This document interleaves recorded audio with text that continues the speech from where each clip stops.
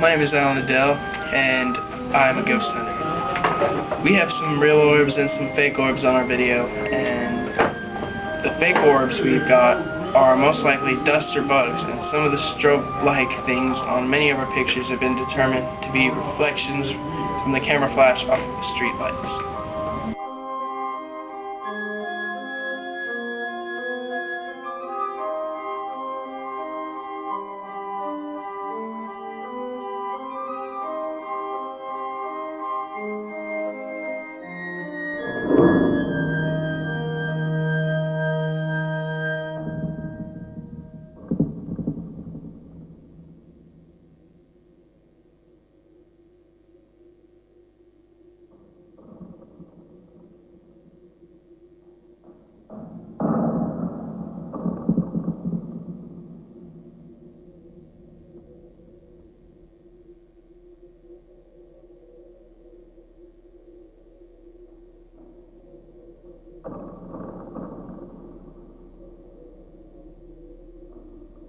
Hi, my name is Tyler Tosh.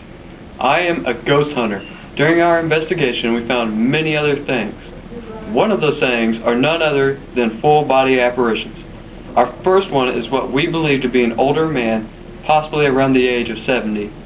He had a bald head and robes, carrying a crucifix.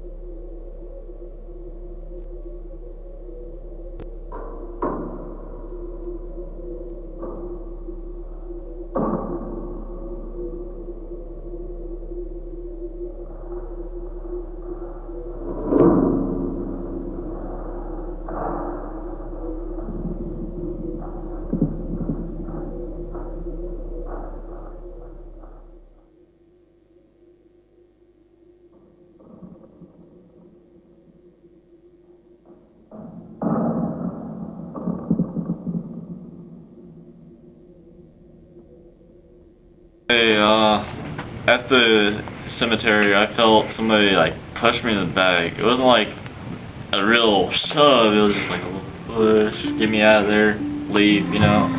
Then, like, another experience, I saw a lady, like, I don't know, I thought it was just somebody paying their respects, you know, at a graveyard. And she was just walking in the old, then, like, she disappeared, I don't know. We took a picture, we got her face on the camera, like, she was wearing a robe. It's kind of weird, but...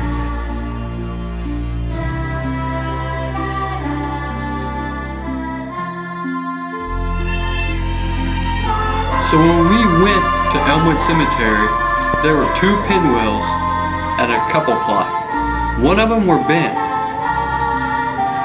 The wind wasn't blowing. There was absolutely zero wind.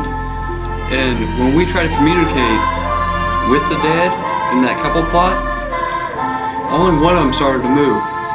And it was crazy because it started off slow, and then it started getting aggravated and it started speeding up, and it was going so fast it looked like a blade, like on a saw.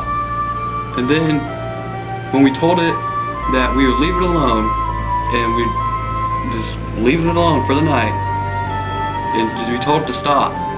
If you stop, we'd leave you alone. And it just came to a sudden stop.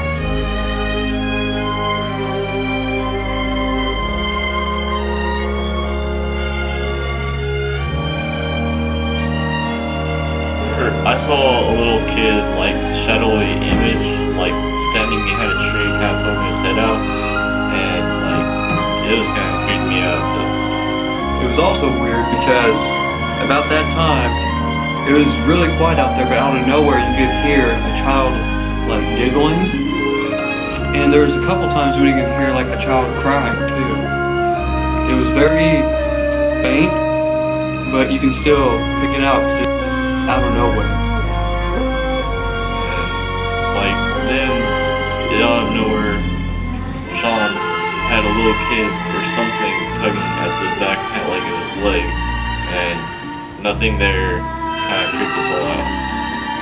Another thing I would like to add is, before he left Elmwood Cemetery, it sounded like a little kid was playing the stick against the fence. You know how little kids run with the stick and hitting it against the fence and it's like clank, clank, clank? Well, before he left, it sounded like somebody was actually there playing the stick, hitting it against the fence.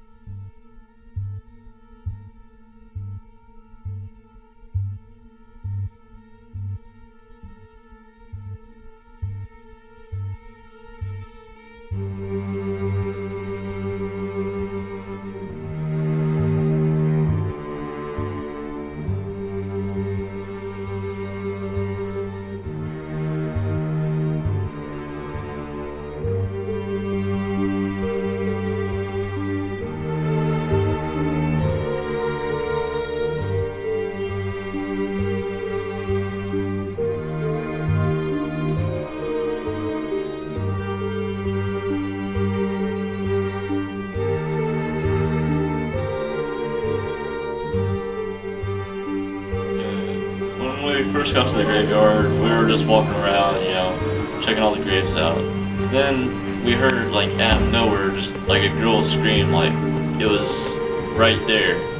Then we walked over to where we heard the sound from, and there's a destroyed grave that had Lucy on it. Like, we looked at the date, she was 19 years old, and that was creeped me out.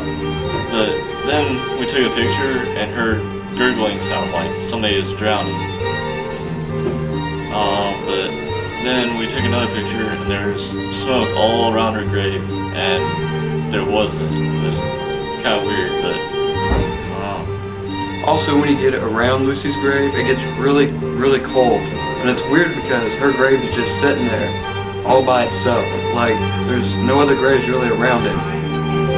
After the investigations over Lucy, a couple of our members of the Kansas Paranormal Society had two strange dreams about Lucy.